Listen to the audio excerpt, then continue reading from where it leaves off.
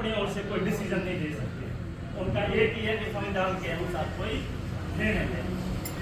ऐसा तो वो कर नहीं रहे हैं, अलग से अपने को क्रिमिलियर करके। और वो कौन होते हैं? कम से कम हम अपनी पंचायती अपने आप कर लेंगे, हम अपने आप निपट लेंगे। उनको खुद अपने खुद का नहीं देख रहा है। जो सुप्रीम कोर्ट का जज है उसका बाप भी सुप्रीम कोर्ट का जज था, उसका दादा भी जज था और बेटा भी जज बनेगा, वहाँ उनको क्रिमिलियर नहीं दिखाई देता है। क्रिमिलियर अपने में देखता है कि यार तू दो रोटी खा रहा है, उसको नहीं मिली, अरे उसने कमा लेता तो वो भी कमा जाता, उस दो रोटी में से कहते नहीं ये रह गया तो इसने मेहनत करके कमाई है या जैसे भी तो इस तरफ हो जा, आधी रोटी क्या है, सभी को भूखे मारना है। ये सिस्टम समझने की बात और समझने के तब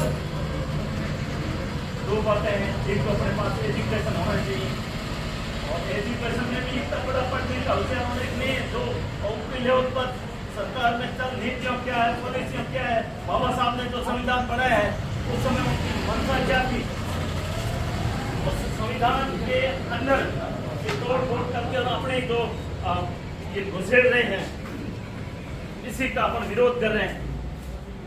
मैं ये कह रहा हूं अपने इतने लोग थे उनमें से किसी की राय ली क्या? जो भी एससी में या एसटी में क्रिमिलियर निकाल रहे हैं तो क्या एससी वाला से भी कोई राय ली गई जिससे उन्होंने बताया कि भाई हमारे में होना चाहिए? जब उनसे कोई राय ली नहीं गई और अपने मन से वो कर रहे हैं, इसका मतलब ये एक तरह से पूरी साजिश है आप लोगों को कमजोर करने की। कमजोर है उनको देख लिया कि अब ये धीरे धीरे इन लोगों में जागृति नहीं आवे, किसी भी तरह से इन लोगों में जागृति नहीं आवे और जो जागृत है वो दूसरों को जगा नहीं पावे। मैं जगा हुआ हूं, मैं चाहता हूं कि मेरे भाई को जगाऊं, वो ये कभी नहीं चाहते हैं। जागृत हो गए उनको एक तरफ कर दो, बाकी को एक तरफ कर दो, आपस में लड़ा दो। ये सिर्फ आपस में लड़ाने की है।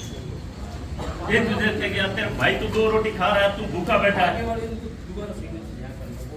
ये चीजें अपने को सोचने की भी, और इसलिए आज अपन तो सिर्फ यही केवल ज्ञापन के लिए इकट्ठे हो रहे हैं, जबकि ये संपूर्ण भारत के अंदर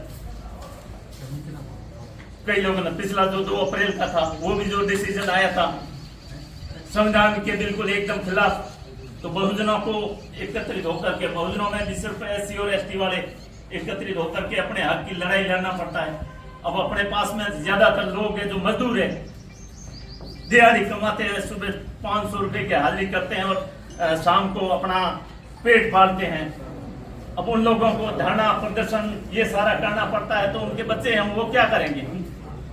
तो ये सारी चीजें अपने को समझना पड़ता है, इस पर गौर करना पड़ता है। और इसी तरफ अपन अगर ध्यान नहीं देंगे तो आने वाला समय आप लोगों के बच्चों का, जबकि संविधान क्या कहता है कि अपन सभी इक्वल है। जब सभी इक्वल है तो फिर ये इस प्रकार की संविधान के अंदर जो, क्योंकि अपन लोगों में से कितने जने ऐसे हैं जिसके घर में संविधान की किताबें है क्या? किसी ने पढ़ा है क्या?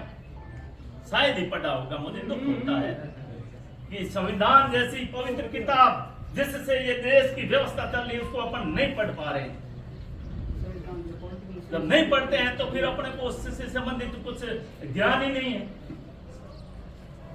संविधान के अध्याय 3 और उसमें आर्टिकल 13 है, इसमें भी जो मनोवादी सोच वालों ने एक उखाड़ा बना रखा है कि 3 और 13 वो दो ही फोटो है, या नहीं।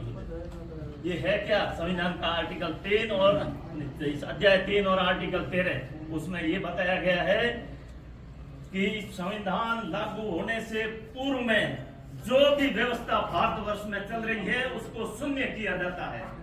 कोई भी व्यवस्था जो पहले चल रही थी उसको अब शून्य किया जाता, अब लागू नहीं होगी। अब संविधान के अनुसार ही देश चलेगा। लेकिन आप देखते हैं ये जातिवाद, जाति अभी भी चल रही है, भेदभाव आज की तारीख में चल रहा है। जब संविधान के अनुसार कोई भेदभाव एक क्या है, कानूनी अपराध है, हो रहा है। इसके खिलाफ अब अपन जागृत नहीं होंगे तो अपने को कोई तैरने के लिए नहीं आएगा। हम किसी से मिलते करेंगे कि आप हमारे को दो अपन डिसीजन करें। अब कोई और निर्णय कर रहा है वो ऐसे ही करे, और कोई निर्णय कर रहा है वो ऐसे ही निर्णय करेगा, और ऐसे निर्णय से ही या ऐसे निर्णय से ही अपने को टकराना है, ये सोच करके चलना है। अब इस सोच में अपन फालतू की कत कूटे हैं, इससे अच्छी बात यह है कि इस अपनी देश की जो व्यवस्था है उसमें अपना क्या स्थान है, अपने रोजगार के लिए क्या कुछ कर रही है सरकार, क्योंकि प्रत्येक सरकार का ये कर्तव्य है कि हर हाथ को काम दे। कितने जने लोग हैं जिनको काम दी सरकार ने, जब इतनी सारी कोई भी सरकार है कोई काम नहीं दिया। जब काम नहीं दिया इसका मतलब ये चल गया। अपने को पता ही नहीं है कि सरकार के कर्तव्य क्या है, और अपने को कर्तव्य का पता ही नहीं है तो अपन यूं ही आपस में एक, क्योंकि अपन तो ज्यादातर मजदूर आदमी है, जब ज्यादा हो गए मैंने एक आदमी चाहिए और 5 आ जाए, एक जने के भाई 500 रुपया, मैंने कहा 450 दे, दो जोड़ के 300 ही दे, ऐसे करके खुद के शोषण। क्यों? क्योंकि रोजगार नहीं है, पेट तो पालना होता है, तब कंपटीशन होता है। अपने लोगों में ये पोजीशन है, क्यों नहीं एक लेबर जो ये मजदूरी करते हैं उसकी दिहाड़ी है जो 4000 या 5000 हो, उसमें वो अपने बच्चों का भी पालन पोषण कर सकता है, उसको एजुकेशन भी दे सकता है। आज की तारीख में शिक्षा कितनी महंगी होगी, तो ये सारी चीजें दिमाग में लेके चलेंगे। चुपचाप ऐसी कोई फालतू की बातें करें, उससे अच्छा ये है कि दिन भर इस चीजों पर मनन करिए। आप युवा पीढ़ी हैं, हम तो सफेद वाला मेरे ख्याल से मैं हूँ, एक फॉर्मूला दे रहा हूँ, ये दिख रहे हैं, तो हमारी उम्र हमने पूरी कर ली, लेकिन आप अगर जागोगे नहीं, आप नहीं जागोगे, आप में जागृति नहीं आएगी या एजुकेशन के प्रति आपका कोई लगाव नहीं रहेगा, तो आपको अपने अधिकारों का पता नहीं होगा, आपको अपना घर कैसे चलाना है उस समझ में कोई पता नहीं होता है। सरपंच में या छोटी छोटी में अपना संघर्ष होता है, दुनिया भर का पैसा खर्च लगाते हो, का एक सरपंच भी बन जाएगा, तो वो सरपंच बनने के बाद में मेरे पास में 5 उदाहरण तो ऐसे हैं कि सरपंच बना तब तक उसने 2 या 3 ये एकड़ जमीन बेची, और 5 साल पूरे होने के बाद में 15-15, 20-20 एकड़ जमीन बेचनी पड़ी उसको, क्योंकि वो सिर्फ साइन करने वाला था, शासन चलाने वाला या काम कराने वाला कोई और था, उसने भाई यहाँ साइन कर दे। उसको क्या पता है कि साइन किस पर कर रहा है, सीधी मतलब नाम लेकर के बता देता। ये सनावड़ा का उसका नाम अभी याद नहीं आ रहा है, सरपंच सनावड़ा का सरपंच, उसने पांचाराम जी ने जब 5 साल पूरे किए उसके बाद में अपने ऊपर का कर्जा 15 एकड़ जमीन बेच करके हाईवे के ऊपर चुकता किया।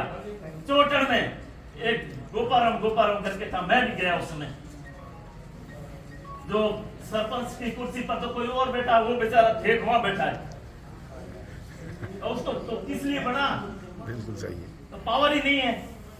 ये चीजें सोचो यार, अपन फालतू की तक नहीं कुटे, इतने जने इकट्ठे हुए हैं, तो अगर ऐसी बात हो गई या इस प्रकार पर चर्चा हो तो मुझे खुशी होती है, और नहीं आते हैं या इस प्रकार के किसी हक लड़ाई या इसमें अपने को एकत्रित होना होता है तो काम करना जाए इनके।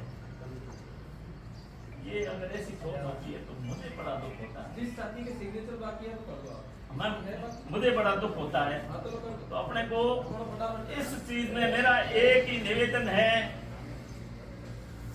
जागृत अपने साथ में देश के अंदर जो ऐसा एक शक्ति है जो आपके खिलाफ काम कर रही है, आप सोच रहे हो कि हमारे को ताड़ है, वो कोई नहीं कर रहा है।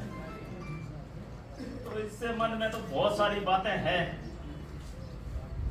जो कहने के लिए, इतना मैं समय आप लोगों से नहीं लूंगा। मेरा निवेदन तो यही है कि अपने हक और अधिकार जानने के लिए जिसका जमीन जिंदा होगा वो अपने आप जाग जाएगा, उसको किसी को बुलाने की जरूरत ही नहीं होती।